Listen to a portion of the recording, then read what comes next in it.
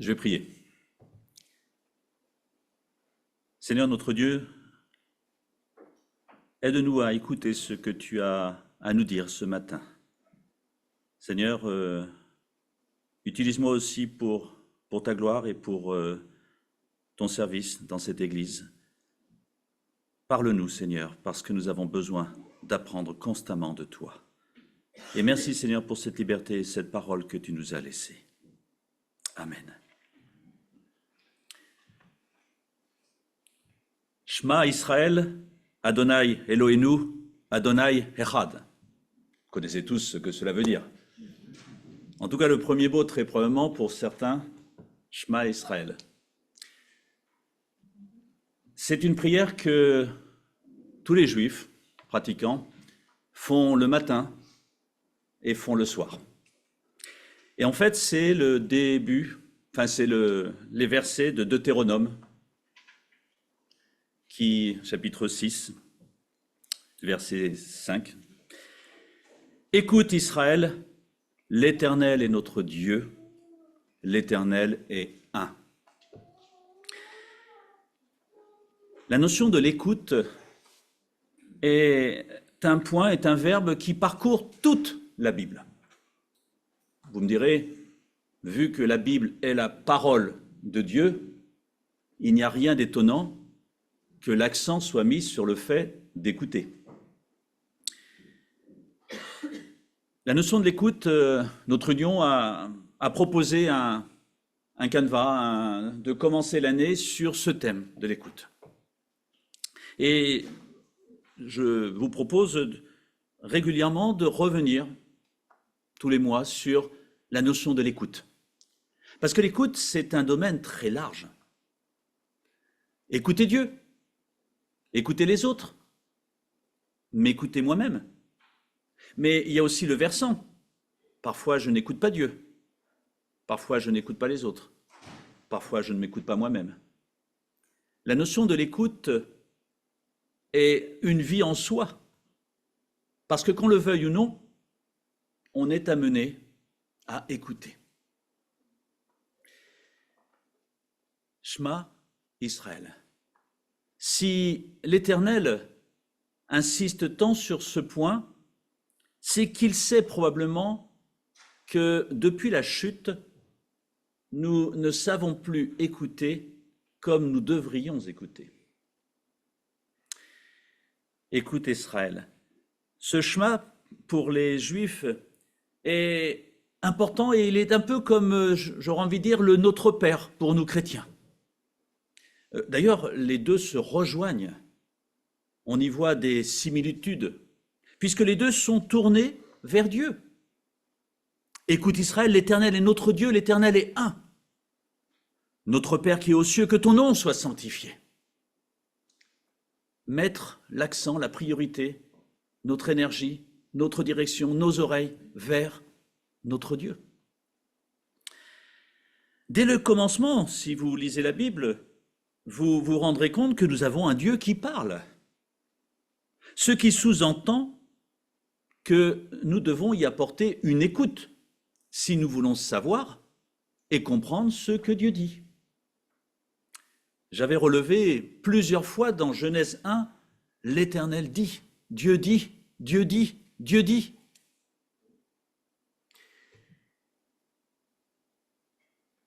L'écoute se positionne comme un fondement de la foi.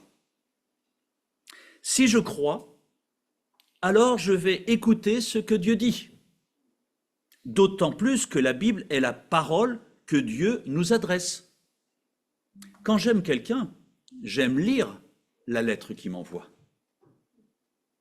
Quand j'aime pas moins quelqu'un, je lis aussi quand même la lettre. Mais j'y prête probablement moins d'attention. Notre écoute va déterminer en fait qu'est-ce que Dieu représente pour moi. Parce que si je ne prends pas le temps d'écouter Dieu dans la semaine, c'est que Dieu n'est peut-être pas si important que ça. Mais s'il est important, alors, comme les Juifs, j'ai envie de me lever et de dire « Parle, Éternel ». Et la notion de « Écoute Israël », l'Éternel est notre Dieu, c'est aussi cette notion « je t'ai choisi pour te parler ».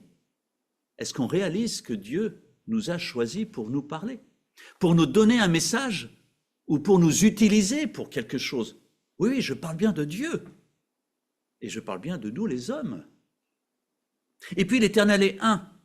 C'est aussi nous rappeler que la parole de Dieu dépasse toutes les autres paroles que nous pourrions entendre ou écouter. Alors c'est vrai que la chute, le problème, a affaibli la portée de la parole de Dieu. C'est le problème d'Adam et Ève, mais c'est notre problème aussi, où à un moment, une autre parole a pris le dessus sur la parole de Dieu. Et à ce moment-là, la parole de Dieu a perdu de son autorité. N'oublions pas que ce livre, nous l'apprenons. Est-ce que nous nous en rappelons régulièrement? La parole est l'autorité. C'est ce qui nous guide, c'est ce qui nous conduit. Alors si la chute a affaibli cela, ce qui est extraordinaire, c'est que Jésus-Christ est venu réhabiliter cette parole en la rendant vivante. Un exemple, Jean. Au commencement était la parole et la parole était avec Dieu et la parole était Dieu. Tout a été fait par elle et rien de ce qui a été fait n'a été fait sans elle. En elle était la vie. Et la vie était la lumière des hommes. La lumière brille dans les ténèbres et les ténèbres ne l'ont pas accueillie. Et un peu plus loin, au verset 14, il nous est dit « La parole a été faite chair et elle a habité parmi nous pleine de grâce et de vérité. » La parole incarnée en la personne de Jésus. Ce n'est pas rien. Ça nous pousse à écouter ce que la Bible dit. Écouter, c'est reconnaître qui est celui qui parle et l'accepter. Et toute la Bible, je dis bien toute la Bible, relie le retour à Dieu, parce que parfois nous nous en éloignons malheureusement, au fait de l'écouter.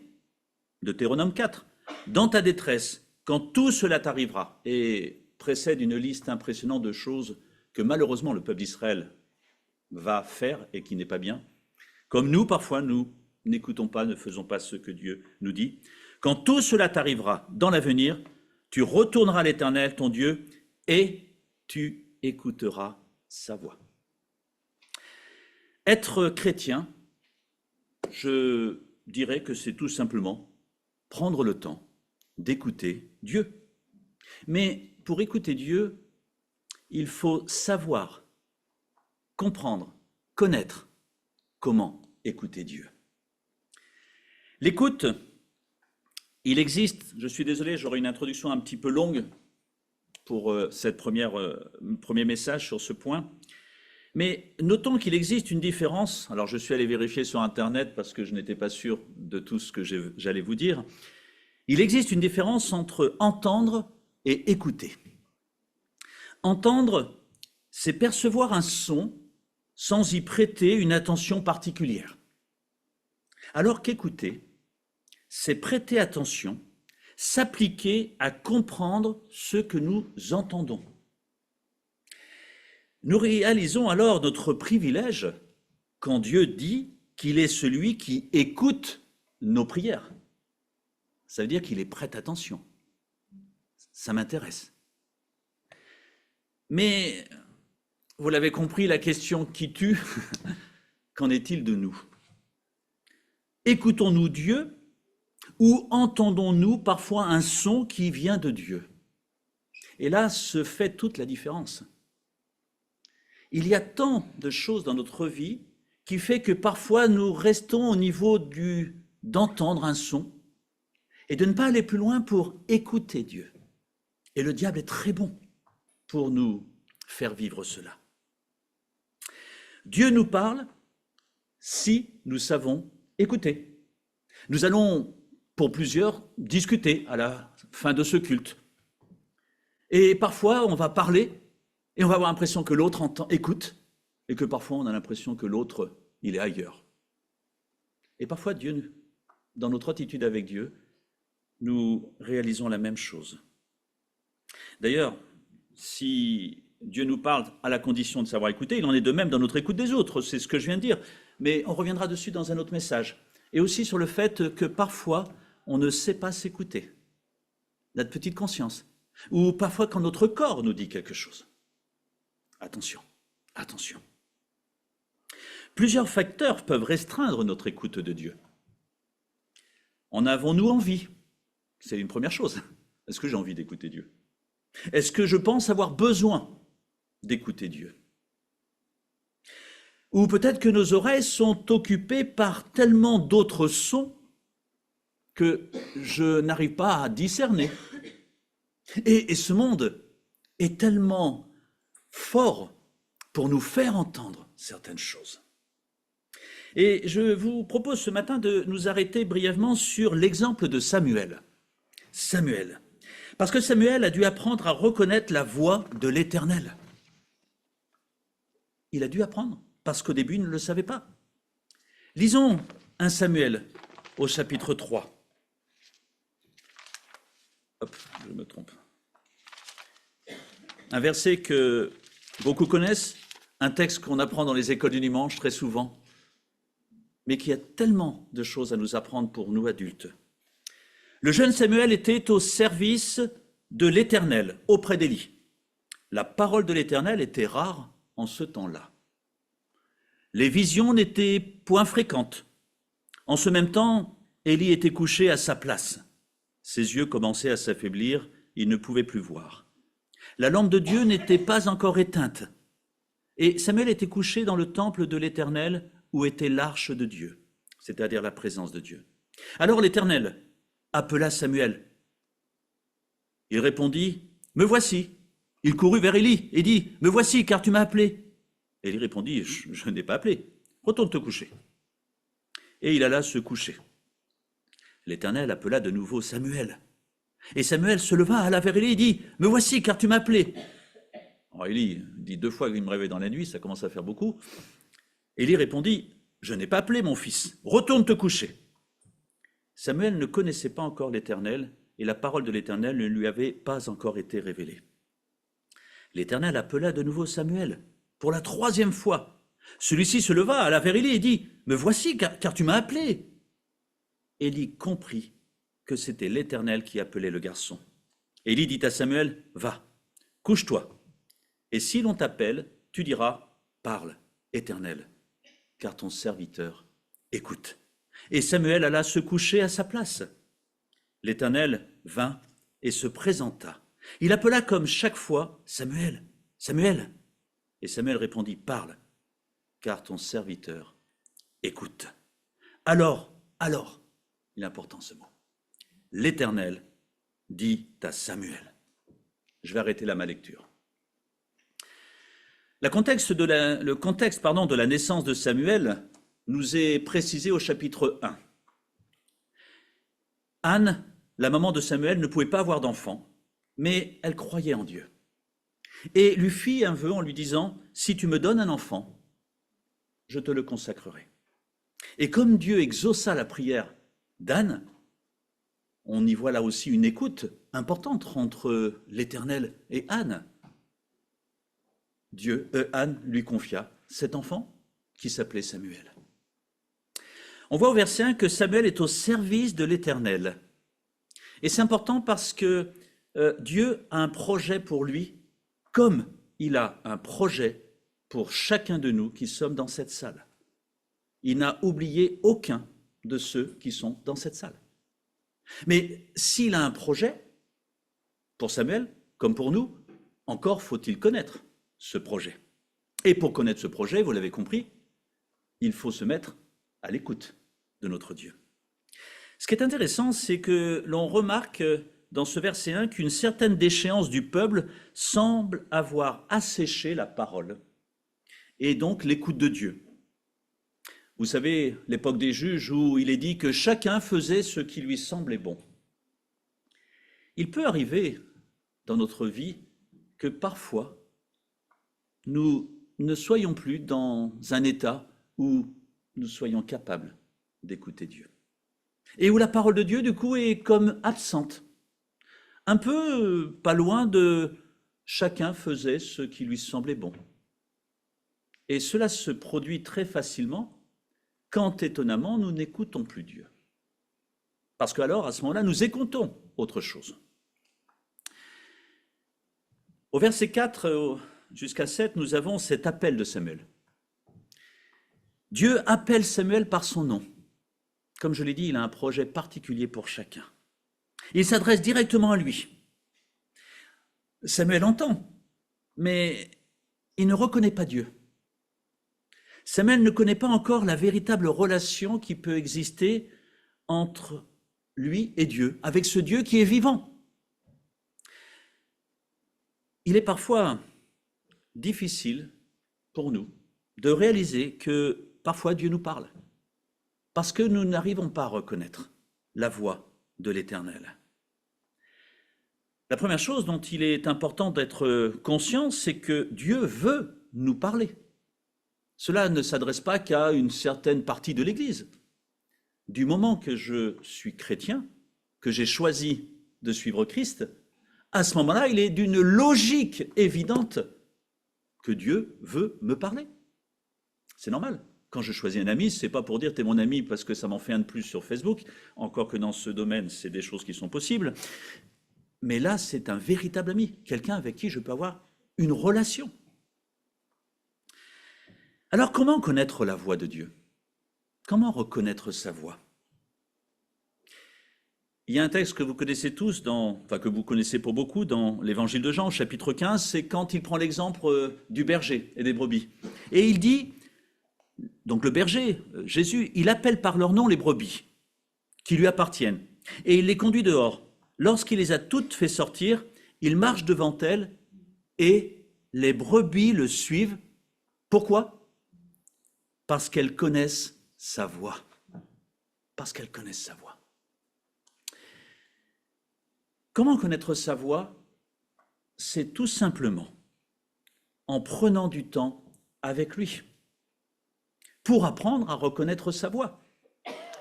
Si vous n'ouvrez jamais la parole de Dieu, si vous ne prenez pas dans la semaine du temps avec Dieu et que vous vous limitez au dimanche matin, alors il est possible que vous ne saurez pas reconnaître la voix de Dieu. Parce que vous n'avez pas l'habitude d'entrer en contact avec lui. Mais si par contre, chaque fois que je me lève le matin, parle, ton serviteur écoute, ou en ouvrant la parole de dire « Qu'est-ce que tu nous dis dans ce livre ?» Alors progressivement, j'apprendrai à reconnaître la voix de Dieu. Vous savez, vous rencontrez une personne, alors il y a des gens qui sont très bons, qui à la première rencontre se rappellent de la voix et la reconnaissent parmi tant d'autres. Mais bien souvent, il faut que je m'habitue à rencontrer cette personne pour que cette voix, elle fasse tilt quand je l'entends. Oui, je connais cette voix, je sais qu'il est en train de me parler. Prenons du temps avec Dieu si nous voulons apprendre à l'écouter. Mais c'est évident, c'est une évidence même, c'est logique. Comment alors dire à Dieu « mais je ne t'entends pas » si nous ne prenons pas du temps régulièrement à écouter, à comprendre sa parole. Alors il a eu besoin de l'aide d'Élie. Alors c'est très surprenant cette histoire, ce n'est pas le but de mon message, donc je ne vais pas m'y arrêter longtemps, mais Élie était le porte-parole de Dieu, c'est lui qui aurait dû écouter Dieu. Mais Dieu lui a déjà parlé et il n'a pas écouté. Ou il n'a pas voulu écouter, ou il n'a pas voulu réagir à ce que Dieu lui disait. Et Dieu passe par quelqu'un d'autre. Mais Élie reconnaît là que c'est l'Éternel qui est en train de parler à Samuel. Et ce que Dieu va dire à Samuel, c'est pas simple. Mais c'est la suite du passage que nous n'étudierons pas aujourd'hui. Mais que je vous encourage à lire pour connaître la suite de cette histoire. Il est intéressant aussi de remarquer que dans les premiers versets, il est dit « Dieu appela ». Mais quand Samuel réalise que c'est Dieu qui l'appelle, alors nous passons à un autre verbe où il est dit « Dieu parla ». Bien souvent, il appelle, mais si je ne réponds pas, il ne parle pas. Et donc, je ne sais pas ce qu'il a à me dire. Ça nous montre à quel point il est important de se positionner dans une situation où je vais pouvoir comprendre ce que Dieu veut me dire, pour que Dieu puisse ainsi me parler. Le long silence de l'Éternel prend fin. Et ça, c'est un encouragement. Ça veut dire que même si j'ai cette impression que Dieu ne me parle pas, peut-être parce que je n'ai pas appris à l'écouter, c'est toujours possible d'apprendre à l'écouter. Et à ce moment-là, Dieu, et là je le promets, va nous parler. Le long silence de l'Éternel prend fin et il appelle Samuel à son service. Et la réponse de Samuel, elle est intéressante, celle que lui a appris Élie. Parle, car ton serviteur écoute. C'est d'ailleurs ce que chaque enfant de Dieu devrait dire quand on se lève. Parle. Alors parle, c'est-à-dire je reconnais qui tu es. Tu es l'Éternel, mon Dieu, et tu es un. Donc, ta parole, elle est prioritaire sur tout le reste. C'est déjà se positionner en disant, là, tu parles et je sais qui tu es, et je vais y prêter toute mon attention. Parle, ton serviteur. Ça veut dire, je t'appartiens. Tu es mon maître, donc je vais me soumettre à ce que tu vas me dire. Et on va le voir dans la suite, c'est important de réaliser cela. Parle, ton serviteur, écoute. J'ai envie d'écouter. Je vais prêter attention à ce que tu me dis et ce que tu me demandes. Ça va plus loin que simplement d'entendre un son. C'est ce que tu vas me demander, alors je vais le suivre. Derrière l'écoute, il y a cette notion d'obéissance qui devient automatique. Alors que quand on entend un son, il n'y a pas forcément cette notion d'obéissance derrière. Dieu voulait parler à Samuel et celui-ci lui donne la bonne réponse.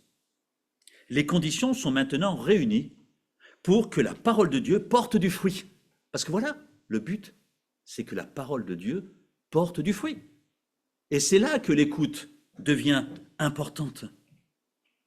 Que la parole de Dieu porte du fruit dans la vie de Samuel, mais même au-delà, puisque ça va être même au sein du peuple d'Israël. Et avec Samuel débute la parole prophétique, ces porte-paroles de l'Éternel. Alors, nous ne sommes pas tous appelés à devenir des Samuel. Je pense même qu'aucun parmi nous n'est appelé à avoir ce ministère que Samuel a eu. Mais nous sommes tous appelés parce que Dieu veut à chacun de nous parler et dire quelque chose. L'écoute devient un élément central de la relation entre les hommes et Dieu, une porte d'entrée vers l'accomplissement de la volonté divine. Alors, sommes-nous prêts à ce que Dieu nous parle? Et là, c'est la question qu'il faudra se poser dans notre réflexion, jour après jour. Et être prêt, ce n'est pas dire à Dieu, voilà, il y a des moments dans la semaine où tu peux me parler. Là, par exemple, là, Seigneur, je jeûne ce midi, là, vas-y, parle, j'écoute. Non. La Bible dit que nous devons être en tout temps disponibles et que ce n'est pas nous qui définissons quand lui peut nous parler, c'est lui qui définit quand Dieu, quand il veut nous parler. J'ai vu un jour un film, et puis il y a la fille qui reproche à son papa de dire « De toute façon, tu n'as jamais 5 minutes pour moi ».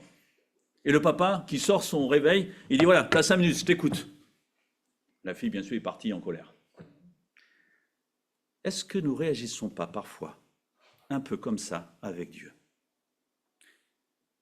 Seigneur, là je prends du temps avec toi. Écoute-moi. Oui, écoute-moi, ça c'est ce qu'on dit aussi. Mais parle-moi.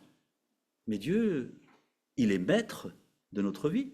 Et c'est lui qui doit décider à quel moment il a envie de nous parler.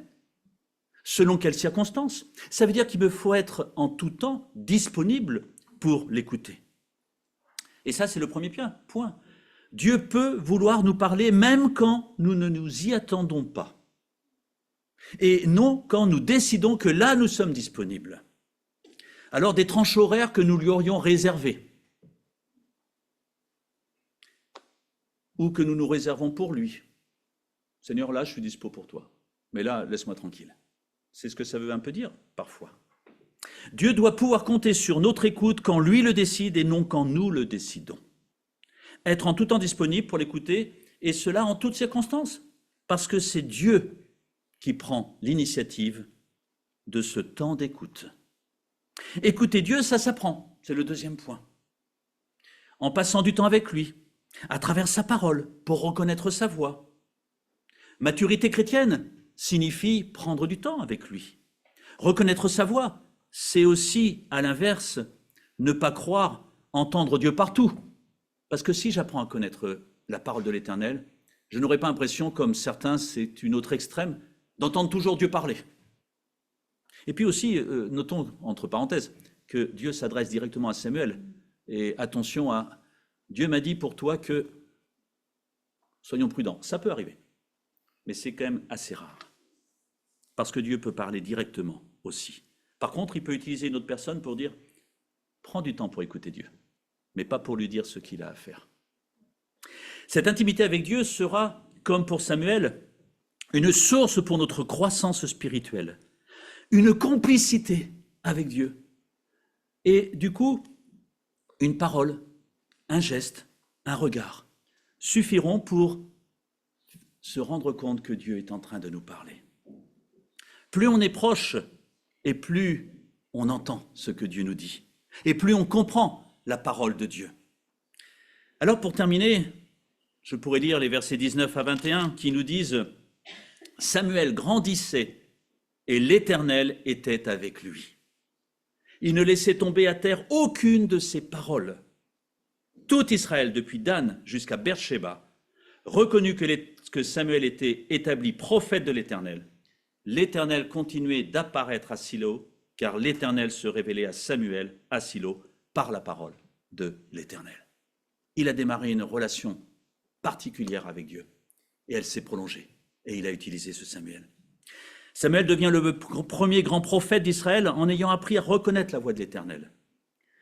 Nous ne deviendrons pas, comme j'ai dit tout à l'heure, probablement de grands prophètes comme Samuel, mais la réussite de notre vie chrétienne, de notre relation avec Dieu, passera obligatoirement par l'écoute de notre Seigneur.